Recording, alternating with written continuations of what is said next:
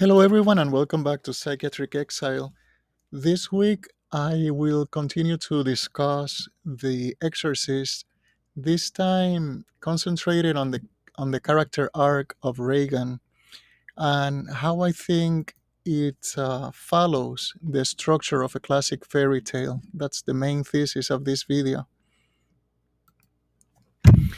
And the main work I'm going to be using for this interpretation is Bruno Bettelheim's classic book, The Uses of Enchantment. Bettelheim was a child psychiatrist and he was a psychoanalyst. And what he says in this book is that there's a reason why fairy tales stick, why they become popular, why children like it throughout, history, throughout generations. And he says that and they work on an unconscious level, and they promote the healthy psychological development of the child. And these fairy tales promote self-confidence and optimism.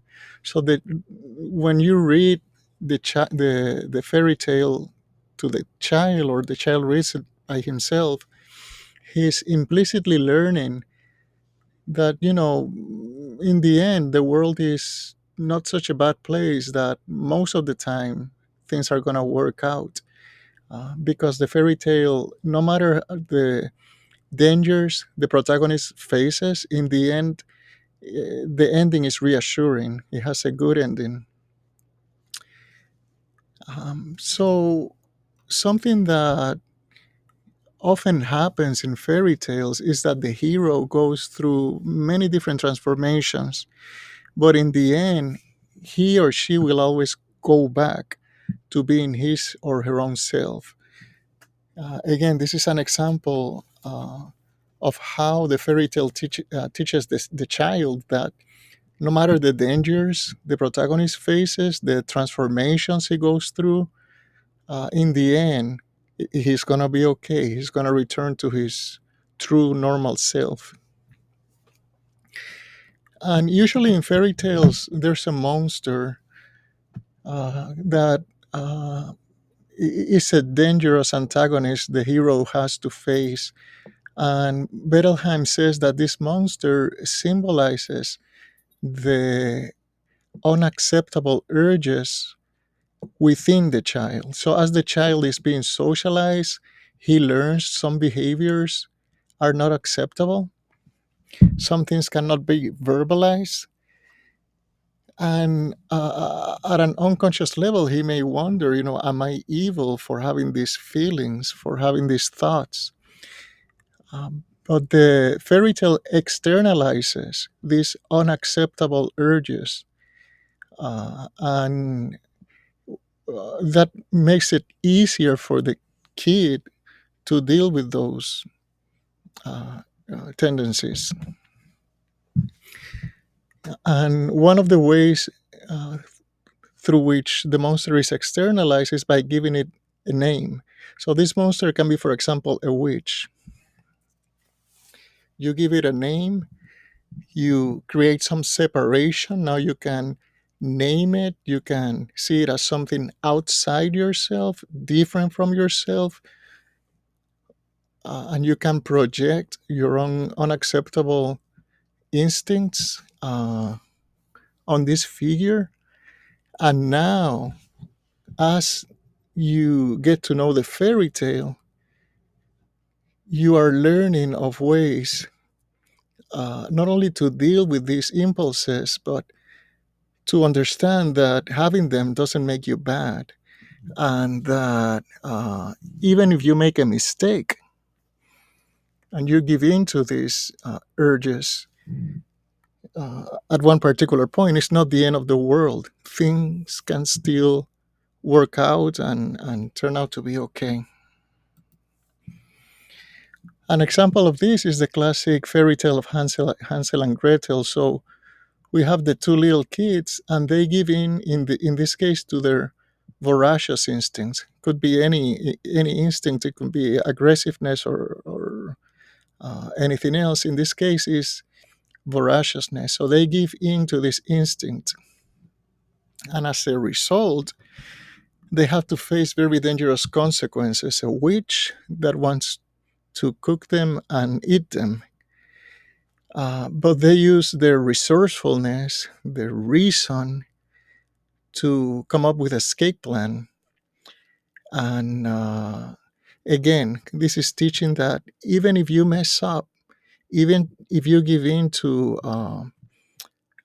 an undesirable instinct or unacceptable behavior, it's not the end of the world. You can face the consequences, turn it around, move on, and chances are everything is going to be okay. Now, sometimes in other fairy tales, the protagonist can be rescued from without, like Red Riding Hood, for example. We'll talk about that a little bit later. Another work that was helpful in this interpretation is the work of von Franz, the interpretation of fairy tales.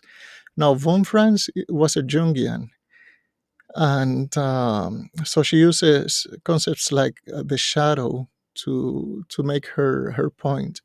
And the shadow is the totality of the unconscious. The shadow is the repressed, the socially unacceptable, the unfiltered instincts. It's other things besides that, but for our purposes, we'll concentrate on that aspect of the shadow. Now, during a life transition, let's say, for example, in the case of Regan, it's going to be from childhood to adolescence. The character has, during a life transition, the character has three choices. He or she can move on to the next stage in life. It can refuse to move on and stay where he or she is, psychologically speaking, remain a child or remain an adolescent. If later on he or she refuses to move on to adulthood, for example, or the character may go back and regress to an earlier stage of development. And that is done by introjecting the libido. So the libido is your psychological energy, attention, motivation, concentration, and so forth. Um, if you turn that inwards towards your own mind instead of outwards towards the world, then um, you're going to be withdrawing from the world. And as that libido is turned inwards, it can begin to activate contents of the unconscious, including these aspects of the shadow that we discussed earlier, the socially unacceptable behaviors and the unfiltered instincts. Um, and if the character or the person identifies with the shadow, in the process of turning away from the world, he or she identifies with the shadow. That results in the dissolution of the ego. The ego is no match for the unconscious. So the shadow is going to swallow the ego. And the shadow is the one that's going to be now in the pilot's seat, so to speak. And this is what happened to Reagan in the case of her possession, as we'll discuss in a moment. Before the possession, what do we know about Reagan's situation before the possession took place? So she was at that age, which is common in fairy tales, where she is transitioning from childhood to adolescence. She's in that twilight stage, no longer a child, but not quite an adolescent. She's getting there. Her parents are divorced. It's probably traumatic for her. Her father doesn't even remember her birthday. She fears that her mother will marry Burke.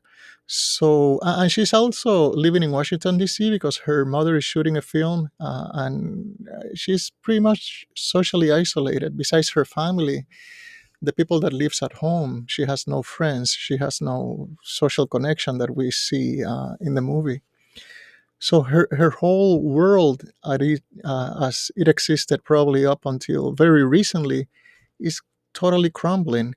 Not only is her body changing, and she's going through changes outside of her control, physically, biologically, but she lost her childhood home, the integrity of her parents' marriage, this weird man that is always with her mom. She's afraid that he will become her new husband and mess things up even further.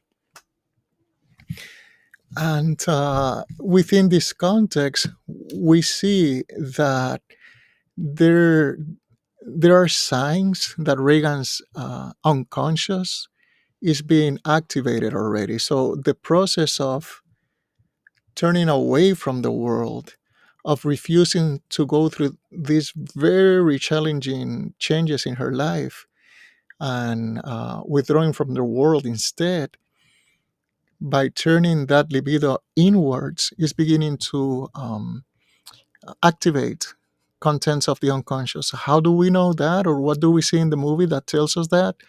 Where, for example, the drawings on the basement walls at different times in the movie, you'll see that there's drawings of Hansel and Gretel and also Red Riding Hood, and the use of the Ouija board.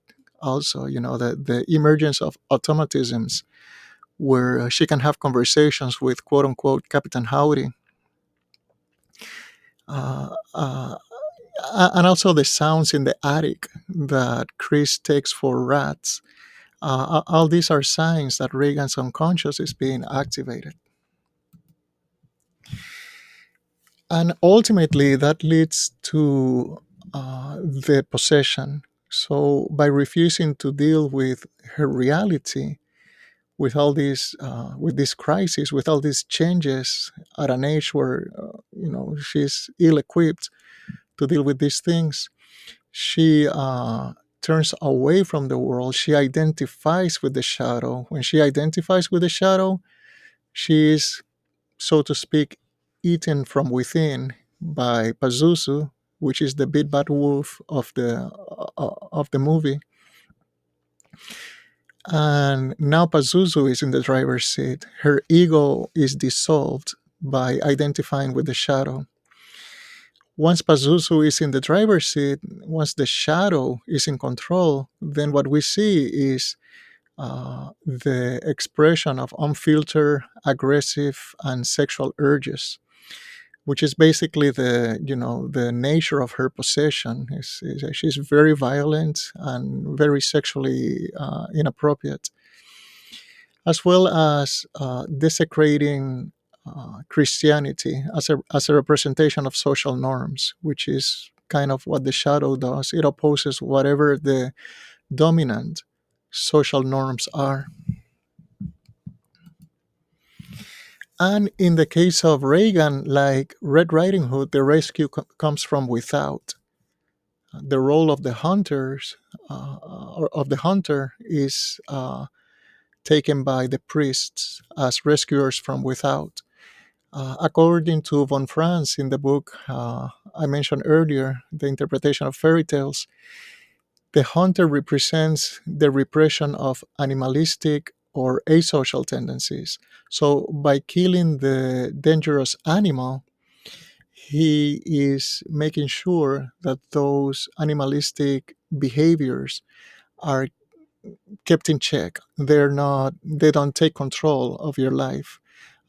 These animalistic and asocial tendencies. So this is what the role of the priest is in the movie. And by being rescued, then we have a positive resolution, at least for Reagan. There was a huge price to pay to get to this point. There was tragedy involved, murder and suicide and trauma, the works. But it's a very dark movie. It's a very dark fairy tale. But the darkness is not, by the way, darkness is not an alien um, concept to fairy tales. Some of many fairy tales in their original form are very dark affairs. But eventually, we see how Reagan's arc um, meets the criteria of what's expected of a fairy tale according to Bettelheim in his book The Use of Enchantment. So we have a reassuring ending and promotes self confidence that even after going through all this, things turn out okay for Reagan. And there's optimism that, you know, even if you cannot get out of a situation by yourself, sometimes you can get help. There's good people in the world that will help you and get you on your way to recovery. We see how Reagan suffered a grotesque transformation, but in the end, she went back to being her own self. Another of the points that Bettelheim makes. And the monster is objectified. All these um, unacceptable thoughts, asocial tendencies, animalistic behavior is ascribed. Reagan makes, and the movie and the people around her makes the demon an outside force responsible for all these behaviors.